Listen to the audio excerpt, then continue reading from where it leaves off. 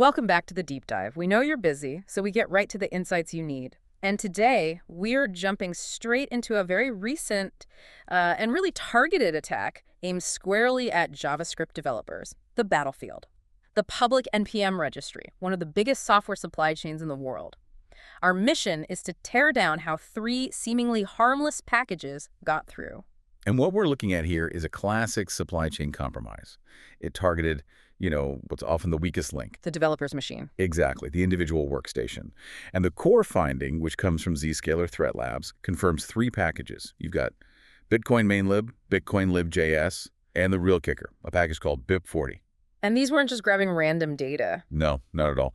We had to be really clear about what the attackers were after. This was gold. We're talking browser logins, API keys, the kind of things people stash in those .env files. Of course. And maybe most valuable, cryptocurrency wallet data, specifically for MetaMask. The payload doing all this was a custom-built RAT, a Remote Access Trojan, written completely in Node.js. Zscaler has named it NodeCordRAT. Okay, so let's unpack that strategy, because the first part, the deception, it really leans on human error, doesn't it? It does, completely. The method here is, it's ancient in cyber terms, but it's still so effective in these package registries. It's typo-squatting, mimicry. Right. These packages weren't just random. They were designed to look like legitimate tools, specifically from the bitcoinjs project, which is massive and trusted. And you have to think about the context for a developer. Your average Node project can have hundreds of dependencies. You're working fast, you search for something to handle Bitcoin functions, and you see bitcoin-lib-js. Looks plausible. It looks plausible. The name is close. Maybe the description is copied over. It's designed to pass that first quick glance. This is a direct exploitation of developer fatigue. Nobody has time to audit the source code of every little thing. Exactly. They're counting on that. And this wasn't just a single malicious package. It was a staged infection. What did ThreatLabz actually see in how these 3 packages work together? So that's where it gets pretty clever from an architectural standpoint. Yeah. The victim runs, say, npm install bitcoin-main-lib. Okay. That package itself is mostly harmless. It's really just a container. But what it does is it silently pulls in BIP40 as a dependency. So BIP40 is the real Trojan horse. That's the one. It's the central pivot. It holds all the obfuscated code and the delivery scripts. And this staged approach, well, it helps confuse any simple analysis tools that are just scanning individual packages. So to the developer, it just looks like a normal dependency resolution happening in their console. They don't realize the actual weapon has just been dropped into their node modules folder. Precisely. Which brings us to the really crucial part. The files are there. How do the attackers make sure their code runs without the developer doing anything else besides that first npm install? Well, it all comes down to the package.json file. Specifically, the abuse of the post-install script. Right, a feature that's meant to be helpful. And they weaponized it. They just inserted a couple of lines into the scripts section. The source material shows it clearly. It's something like post-install. Node postinstall.cjs. So that script just runs automatically after the install finishes. And it runs automatically. But the really clever part is what that script does next to stay hidden. It doesn't just launch the RAT in a way you'd easily spot. So what does it do? First, it finds where that BIP40 module is located. Then it uses a very common and very legitimate tool to launch the RAT as a background service. And that tool is PM2. PM2. And this is the sort of the novelty here. Instead of trying to mess with system services or Windows registry keys, which, often get flagged by security software. They use a tool that Node developers already know and trust. Many probably have it installed already. Yes. And PM2's whole job is to keep Node applications running persistently in the background. So the NodeCordRAT just keeps running, even after you close the terminal. It looks like a normal part of the development environment. But wait, wouldn't a developer see that process running? If they check their running services, wouldn't something stand out? You'd think so, but they were smart about it. They didn't name the process malware.js. It was likely named to blend in, to look like a generic Node or PM2 service.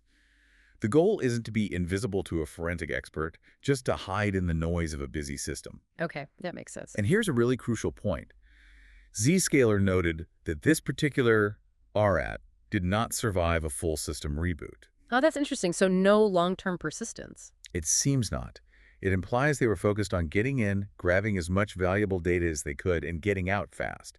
They wanted that immediate live access while the window was open. So it's more of a smash and grab than a long-term surveillance operation. That's a good way to put it. Okay, so we have a part out running silently in the background thanks to PM2. Let's talk about the command and control channel, because this is where they moved away from traditional methods and used Discord. Right, and this is so indicative of modern, low-cost cybercrime. NodeCordRAT had a hard-coded Discord server to talk to. Why is that so brilliant? Well, think about it. The communication is encrypted, it's real-time, and it completely bypasses most network defenses. Because everyone allows traffic to Discord. It's a standard business tool now. It blends in perfectly. There's no suspicious IP address to block, no weird port. The attacker's infrastructure cost is zero.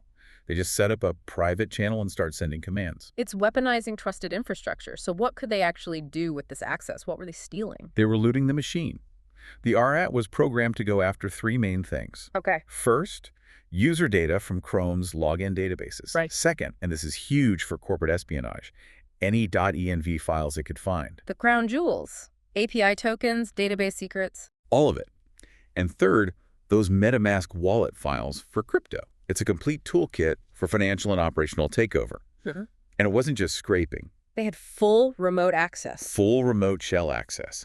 They could run any command they wanted, browse the file system, look for more ways to expand their foothold. And this was all managed through chat commands. Simple text commands sent over Discord. Things like .run to execute a shell command or send file to pull a specific file off the machine. They could even grab screenshots. And the stolen data came back over that same channel? Immediately. The RAT would just stream the loot, the credentials, the keys, everything right back to the attacker in that Discord channel. It's an incredibly fast and low-footprint way to get data out. Wow.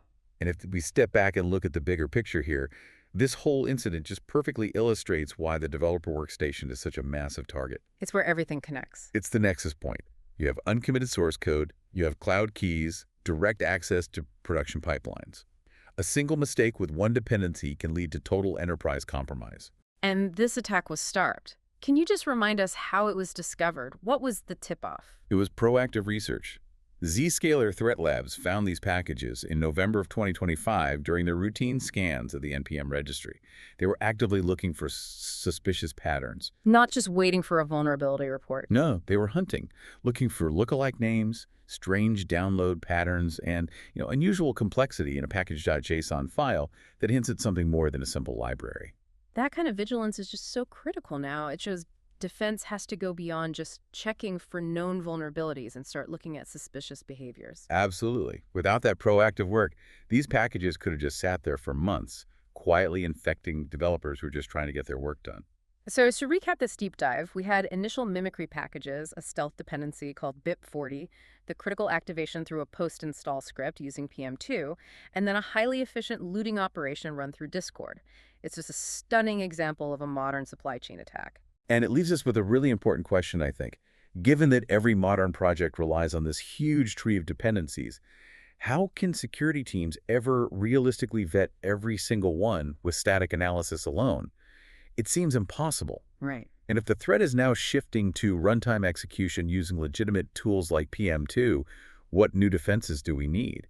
Yeah. How do you stop the abuse of a process manager right after an install, dynamically, instead of just trying to blacklist the package after the fact? A shift from pre-deployment scanning to runtime protection. That's the next great challenge. That's the expensive, difficult problem that everyone in security is facing right now. Something to think about the next time you're looking at your NPM install log.